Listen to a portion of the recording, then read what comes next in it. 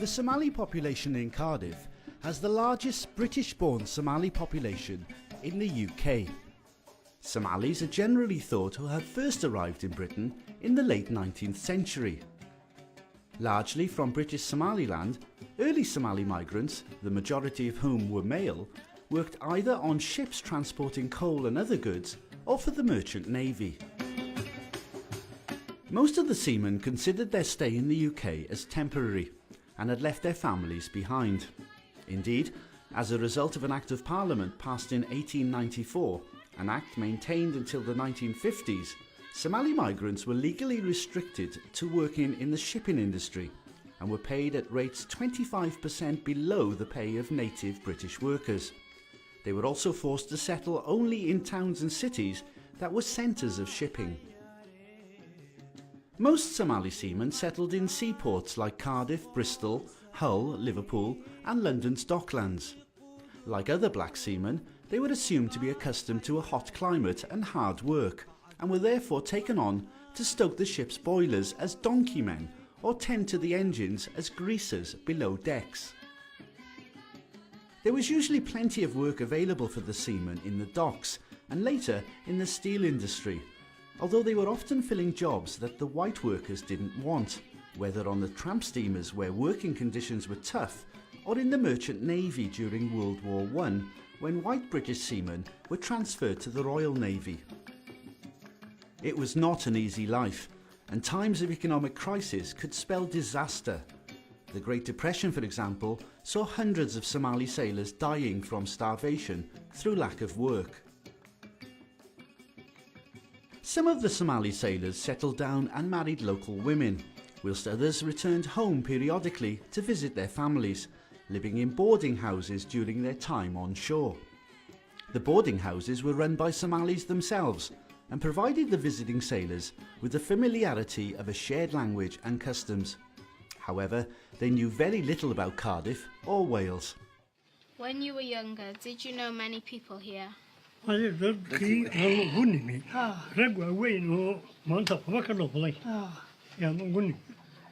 dadkii waaweynaa mar baa dawaa wada waa isku wada khatibaan ahayn dadkii waaweynaa waxba kama joogaan niyo dad badan baa ragii joogay nin kama noola. When you were children, did your parents tell you stories about Cardiff's past? ma yimaadeen ma xagee kaga abaayooyadii ma imande. But the people was ignorant by this one. Ignorant, they didn't know nothing at all. Yeah. After the Second World War, 2,000 Somalis and their families were settled in Tiger Bay.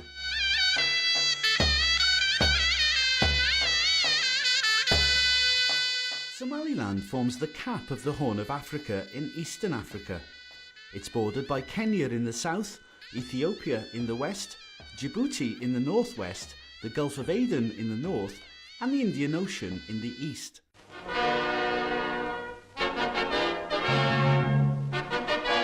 Italian troops take over from the British in Italian Somaliland. Thus begins, under United Nations rule, their reconquest of what was once the pride of Italy's colonial empire.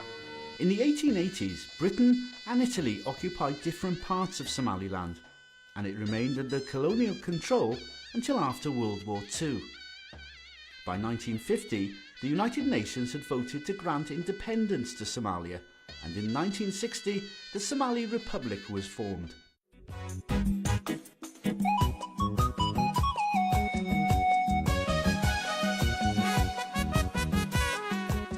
The Farah family has a long history of being involved in the community, which began with Abi Farah, who came to Wales from Somaliland during the late 1800s.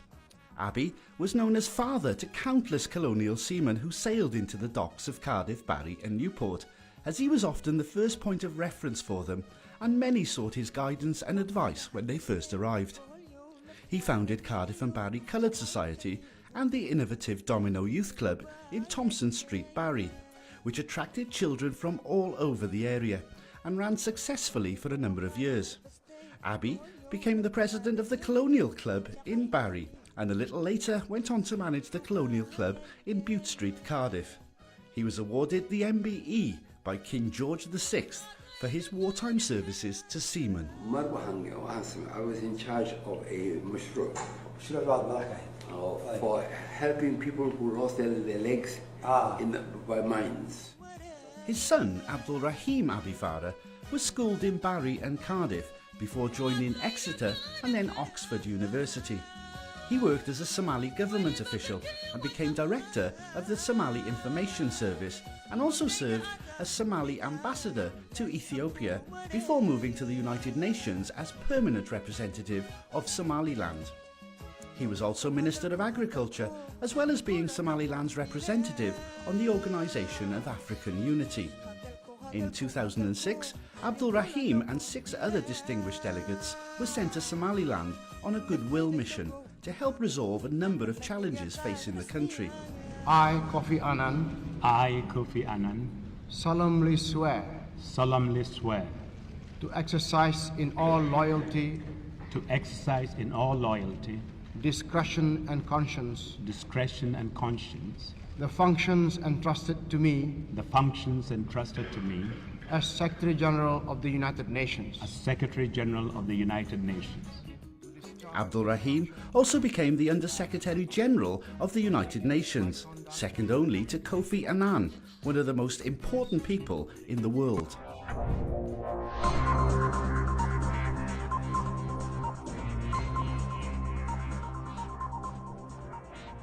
Hello, this is Dr. Nathan Way. Today's blog post is entitled The 3 Wise Men's Solution to Arthritis Pain.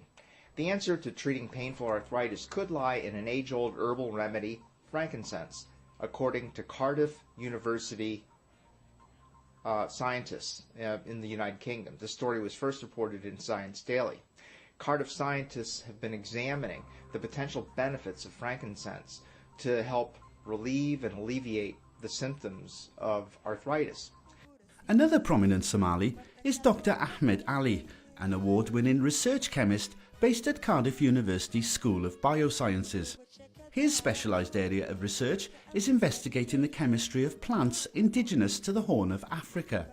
Together with scientists based in Wales, he has co-authored 5 international patents, mostly based on Somali and Ethiopian plants.